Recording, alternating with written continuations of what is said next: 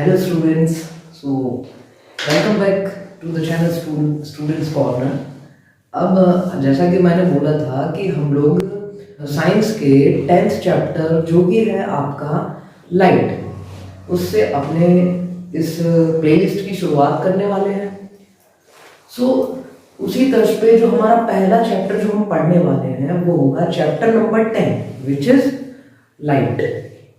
So light के अंदर देखो बच्चों, हम सभी लोग जानते हैं कि जब हम कोई चीज किसी भी ऑब्जेक्ट को अगर हम देख पा रहे हैं तो जस्ट बिकॉज ऑफ लाइट।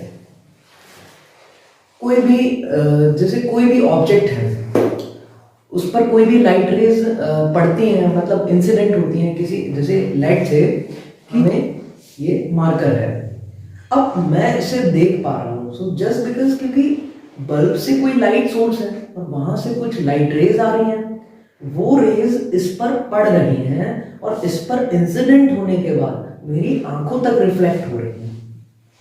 समझ गए ना? ये हमारा ऑब्जेक्ट है, इस पर कोई लाइट रे आई और इस पर गिरने के बाद वो इससे रिफ्लेक्ट होकर के मेरी आईज तक पहुंची। सो इसीलिए मैं इस मार्कर को देख पा रहा हूँ। तो बच्चों, हम सभी लोग जानते हैं, बहुत ही बेसिक सी चीज है कि लाइट जो है वो मस्ट है किसी भी चीजों को देखने के लिए। ठीक है। सो जो पहला टॉपिक इसमें हम पढ़ने वाले हैं वो कि बहुत ही मोस्ट इंपॉर्टेंट टॉपिक है which is reflection of light. Okay बच्चों, सो बहुत ही अच्छा टॉपिक है और हम बहुत ही अच्छे तरीके से इसको समझने वाले हैं। So let's study. सो देखो, reflection of light. So reflection of light is the phenomena of bouncing back of light in the same medium on striking the surface of any object। तो देखो, रिफ्लेक्शन ऑफ लाइट क्या है बच्चों? Let's say कि मान लो हमने एक cricket ball लिया और उस क्रिकेट बॉल को हमने दीवार पर थ्रो किया। सो क्या होगा बच्चों? वो क्रिकेट बॉल जब दीवार को स्ट्राइक करेगा तो वहां से फिर से सेम मीडियम में रिफ्लेक्ट होकर के वापस आ जाएगा। ओके, जस्ट लाइक हमने क्रिकेट बॉल ली, उसको दीवार पर थ्रो किया, अब वो दीवार से स्ट्राइक होने के बाद फिर से वापस आ जाता है। तो ठीक उसी तरह से क्या होता है कि जैसे कोई लाइट रे है, ठीक है भाई, अब वो लाइट रे किसी वॉल पर या किसी ऑब्जेक्ट पर इंसिडेंट हुई और उससे रिफ्लेक्ट बैक हो जाती है। ठीक है, जैसे हम यहाँ पर देख पा रहे हैं, यहाँ से ये कोई नॉर्मल है भाई बच्चों, ये कोई ऑब्जेक्ट है हमारे पास। ठीक है, लेट्स से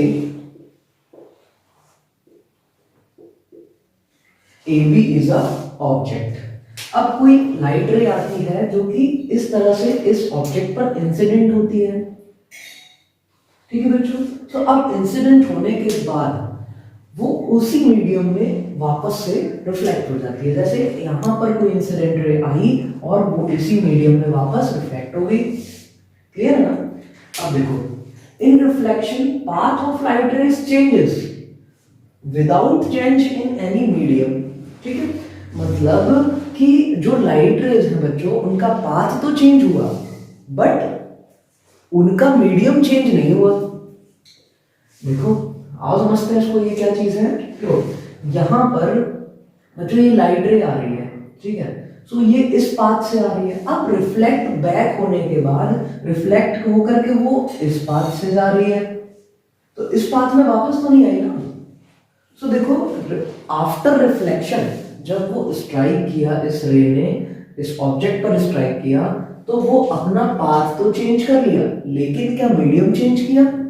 नहीं, उसने मीडियम चेंज नहीं किया। देखो, इसी मीडियम से आई थी और फिर मीडियम चेंज नहीं किया, उसी मीडियम में वापस रिफ्लेक्ट हो गई। अब सेम मीडियम होने का क्या मतलब है बच्चों? देखो, मतलब ये कोई इंसिडेंट रे थी और ये इस तरह से मेरा हाथ एक ऑब्जेक्ट हो गया, ये रे इस पर इस तरह से आई, कोई भी लाइट रे इस पर इस तरह इंसिडेंट हुई, तो बच्चों वो रे इसी सेम मीडियम में रिफ्लेक्ट होगी। सेम मीडियम का मतलब है कि वो अपना मीडियम चेंज नहीं करेगी, ऐसे आई थी उसी मीडियम में रिफ्लेक्ट हो गई, ऐसे आई थी और उसी मीडियम में ऐसे रिफ्लेक्ट हो गई। ठीक है बच्चों, so this is the basic phenomena of reflection of light. हाँ जल्दी से नोट कर लो, वीडियो पॉज करके आप इसको नोट कर लो बच्चों।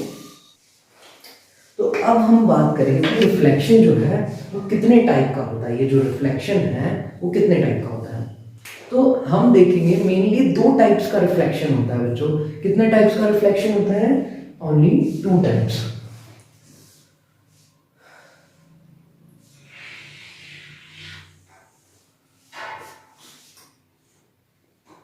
एक तो हमारा हो गया रेगुलर रिफ्रैक्शन,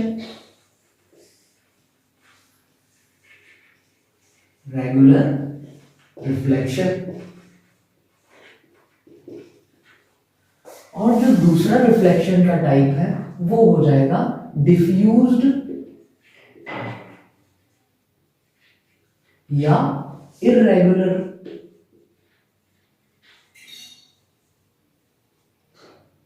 रिफ्लेक्शन। अब डिफ्यूज और इररेगुलर रिफ्लेक्शन क्या होता है, और हमारे पास जो रेगुलर रिफ्लेक्शन है वो क्या होता है। तो अब देखते हैं हम, जस्ट लाइक कि मैंने यहां पर कोई ऑब्जेक्ट रखा जिसकी एक सरफेस बच्चों रिफ्लेक्टिंग है। इसका मतलब है कि इस ऑब्जेक्ट पर इस साइड से पॉलिश है, एंड यहाँ पर जो सरफेस है ऊपर की साइड की सरफेस उसकी रिफ्लेक्टिंग सरफेस है। इसका मतलब हो गया कि वो एक साइड से पॉलिश है। तो अब देखो बच्चों, इसका मतलब ये है कि जैसे कोई एक रे इस तरह से पैरेलल आई और इस तरह रिफ्लेक्ट हो गई, ठीक है। अब देखो हम लोग पढ़ रहे हैं रेगुलर रिफ्लेक्शन। कोई दूसरी रे इसी के पैरेलल आई और इंसिडेंट हुई तो वो आफ्टर रिफ्लेक्शन भी इसके पैरेलल ही जाएगी, ठीक है। हमने एक तीसरी रे ली जो कि इनके पैरेलल आ रही थी और वो आफ्टर रिफ्लेक्शन पैरेलल ही जाएगी।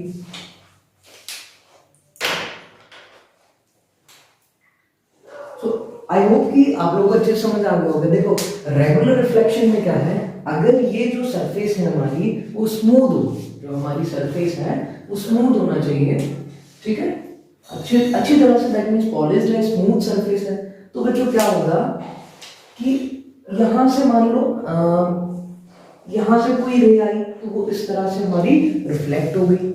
सेकेंड रे हमने इसके पैरेलली इंसिडेंट करा तो उसकी रिफ्लेक्टेड रे भी इसके पैरेलल जाएगी। थर्ड रे हमने उसके पैरेलल रखी तो उसकी रिफ्लेक्टेड रे भी उसके पैरेलल गई, ठीक है बच्चों।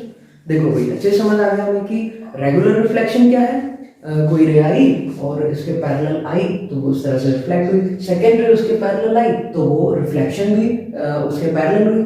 थर्ड रे भी उसके पैरेलल आई तो वो भी रिफ्लेक्ट होकर के उसके पैरेलल ही चली गई। Clear? So this is the regular reflection.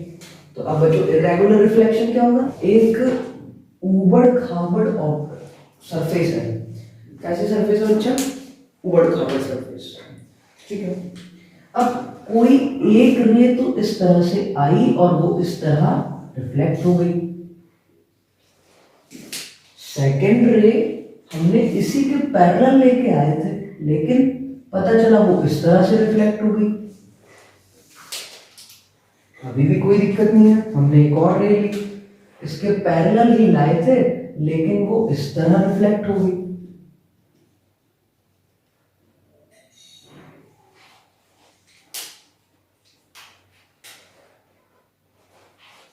देखो बच्चों क्या हुआ, इररेगुलर रिफ्लेक्शन में हमने कोई रे ली, सो फर्स्ट रे देखा हमने इस तरह से गई थी, उसके पैरेलल में कोई रेज आई तो वो रिफ्लेक्ट होकर के पता चला सीधी निकल गई।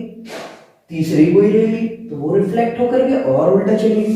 दैट मींस इसमें रेगुलर रिफ्लेक्शन नहीं है, हमने इंसिडेंटली भले ही पैरेलल ली थी लेकिन उनका रिफ्लेक्शन होने के बाद वो इररेगुलर मैनर में जा रही है, ठीक है बच्चों।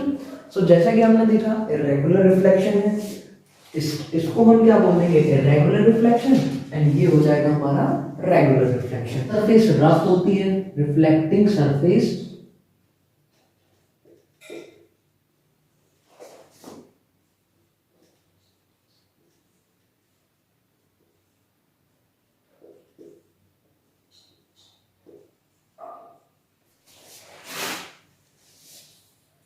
इसकी रिफ्लेक्टिंग सरफेस बच्चों कैसी होगी, जल्दी से बताओ। रिफ्लेक्शन में क्या पढ़ेंगे हम लोग? हमने देखा कि हमारे पास दो टाइप्स के रिफ्लेक्शन होते हैं। कितने टाइप के रिफ्लेक्शन होते हैं बच्चों? हमने देखा हमारे पास दो टाइप्स के रिफ्लेक्शन थे। सो देखते हैं, एक हो जाता है हमारा रेगुलर रिफ्लेक्शन एंड दूसरा होता है हमारा डिफ्यूज रिफ्लेक्शन। ठीक है, तो रेगुलर मीन्स जो चीजें रेगुलरली रहती हैं, हम इसके वर्ड से ही समझ पा रहे हैं कि रेगुलर रिफ्लेक्शन क्या हो सकता है। सो हमने देखा कि कोई ये हमने एक सरफेस ले लिया, रिफ्लेक्टिंग सरफेस लिया जो कि स्मूथ था, रिफ्लेक्टिंग सरफेस स्मूथ होना चाहिए। यहाँ पर हमने एक रे इंसिडेंट करवाई तो वो इस तरह से रिफ्लेक्ट हुई। हमने क्या किया बच्चों, एक सेकंड रे ली जो इसके पैरेलली इंसिडेंट करवाई तो वो पैरेलल रे ही रिफ्लेक्ट हो गई। हमने थर्ड रे फिर से एक उसके पैरेलल ली तो उसकी जो रिफ्लेक्शन हुआ या जो रिफ्लेक्टेड रे थी वो बाकियों के रिफ्लेक्टेड रे के बिल्कुल पैरेलल गई, अगर हमने इंसिडेंट रे को पैरेलल ले लिया था। तो ये तो क्या हो गया बच्चों, हमारा रेगुलर रिफ्लेक्शन हो गया। अब देखो सेकंड था डिफ्यूज्ड या इररेगुलर रिफ्लेक्शन। तो जैसा कि इसके नाम से ही समझ आ रहा है भाई, डिफ्यूज्ड रिफ्लेक्शन। देखो भाई, हमने ये एक सरफेस लिया जो कि रफ सरफेस है, हाईली स्मूथ नहीं है, ये रफ सरफेस है। अब देखो हमने एक इंसिडेंट रे, एक रे ली जो इस तरह से इंसिडेंट हुई तो आफ्टर रिफ्लेक्शन कुछ ऐसी चली गई। हमने फिर दूसरी रे उठाई और उसको इस तरह से इसके पैरेलल लेकर के आया और इंसिडेंट करवाया, लेकिन वो रिफ्लेक्ट होने के बाद इस तरह से चली गई। ठीक है ना बच्चों? और फिर हमने एक काम किया, एक और तीसरी रे ली जो कि बाकी दो के पैरेलली इंसिडेंट हो रही थी और वो देखा तो वो रिफ्लेक्शन के बाद कुछ यहाँ चली गई। ओ ये तो डिफ्यूज्ड भाई, रेगुलर रिफ्लेक्शन है क्या? नहीं है, ये तो इसका जस्ट अपोजिट है। तो इस टाइप का रिफ्लेक्शन कैसा होगा बच्चों? रेगुलर, इररेगुलर या डिफ्यूज्ड रिफ्लेक्शन। और रिफ्लेक्टिंग सरफेस कैसी होगी? रफ। तो हमने इस वीडियो लेक्चर में हमने पढ़ा कि रिफ्लेक्शन क्या होता है। सो जल्दी से हम रिकॉल करेंगे। तो जैसे हम किसी क्रिकेट बॉल को दीवार पर फेंकते हैं तो वो आफ्टर स्ट्राइकिंग द सरफेस, दीवार को स्ट्राइक करने के बाद सेम वे में वापस आ जाती है। उसी तरह से हमारी जो लाइट रे है वो किसी भी ऑब्जेक्ट पर पड़ने के बाद, इंसिडेंट होने के बाद उसी मीडियम में वापस आ जाती है। So this is our reflection of light. Okay, इतना समझ आ गया। फिर उसके बाद हमने देखा कि कितने टाइप के रिफ्लेक्शंस होते हैं। तो हमने देखा कि भैया दो टाइप्स के रिफ्लेक्शन होते हैं। कौन कौन से होते हैं? तो हमने देखा एक रेगुलर होता है और दूसरा इररेगुलर या उसी को डिफ्यूज रिफ्लेक्शन भी कहते हैं। और फिर हमने देखा कि रेगुलर में क्या था। तो भाई रेगुलर रिफ्लेक्शन में हमने देखा कि कोई भी दो रे हमने ली या तीन रेज ले ली, एक रे ली वो इस तरह से रिफ्लेक्ट हुई, कोई दिक्कत नहीं है। सेकंड रे इसके पैरेलल ली तो देखा कि रिफ्लेक्ट होने के बाद भी वो पैरेलल चल रही है। थर्ड रे ली, ये पैरेलली इंसिडेंट हुई तो रिफ्लेक्शन के बाद भी बाकी दो के पैरेलल है। अच्छा, हमने फिर हमने दूसरा डायग्राम देखा जो कि इररेगुलर रिफ्लेक्शन का था। ठीक है, सो हमने क्या किया, एक रफ सरफेस लिया। अब रफ सरफेस में हमने कोई एक रे इंसिडेंट करवाई और वो आफ्टर रिफ्लेक्शन ऐसी चली गई। ठीक है, हमने दूसरी रे क्या किया, इसके पैरेलल ली, पता चला कि वो इस तरह से रिफ्लेक्ट होकर के निकल गई। ओ ये तो गड़बड़ हो गया।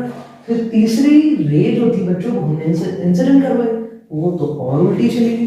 तो इस टाइप का रिफ्लेक्शन हमारा होता है इररेगुलर और डिफ्यूज रिफ्लेक्शन। ठीक है, इसके बाद नेक्स्ट वीडियो लेक्चर में हम लोग पढ़ेंगे लॉज ऑफ रिफ्लेक्शन।